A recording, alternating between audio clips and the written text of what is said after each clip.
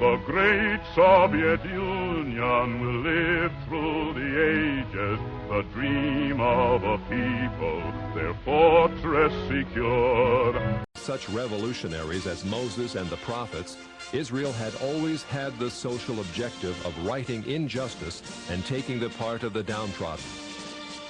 It was the duty of every Jew, they said, to come to the aid of the oppressed working masses, called the proletariat, in their historic struggle against capitalistic bondage. Many Jews thus came out of the ghetto and took part in all the great revolutions of the 19th century, including the Revolution of 1829 and the Revolution of 1848.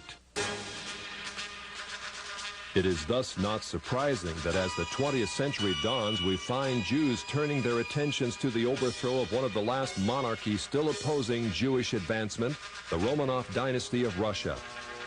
It is well known that the Jews had long hoped to overthrow the Tsar.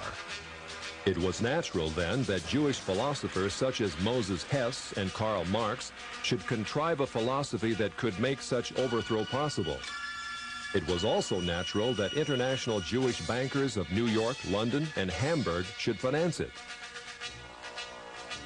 The U.S. State Department, in its 3-volume report on the origins of communism in Russia, published in 1931, reveals how Jewish-controlled German banks under the leadership of Max Warburg conspired as early as 1914 to send large payments to Lenin, Trotsky, and others in their attempts to bring down the Tsar. As part of this conspiracy, Jacob Schiff, head of the New York Jewish banking house of Kuhn Loeb, invested at least $20 million, which would be close to $1 billion today, toward the establishment of Bolshevism in Russia. In its article on socialism, the Jewish Encyclopedia, published in 1905, freely admits that Jews in Russia were ripe for revolution. In Russia, socialism, has become a movement of the Jewish masses. The later Encyclopedia Judaica tells us the communist movement and ideology played an important part in Jewish life, particularly in the 1920s and 1930s, and during and after World War II. The Judaica, in fact, presents an extensive list of the most powerful Jewish leaders of Bolshevism, which included Trotsky, Sverdlov, Zinoviev, Kamenev, Litvinov, Kaganovich, and many others. The Judaica also tells us just how many Jews filled the communist ranks. It says anti-Semitism drove the bulk of Russian Jewish youth into the ranks of the Bolshevik regime. When the white Russian patriots heroically attempted to regain their freedom from the Jews, the Judaica says compact Jewish masses were utilized by the Bolsheviks to suppress such counter-revolution. Clearly, Jews and native Russians were engaged in a death struggle over the destiny of Russia.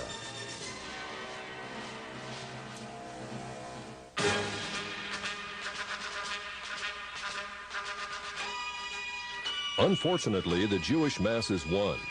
A rare photo shows the First People's Commissariat. From left to right are Uritsky, Trotsky, Zinoviev, Sverdlov, and Kaganovich, all Jewish. In 1918, intelligence services of the Western powers were buzzing with reports that communism was an international conspiracy fomented by atheistic Jews. British, Dutch, American, and other intelligence reports confirmed that Jews filled the Bolshevik ranks and that as much as 75% of all Soviet commissars were Jewish.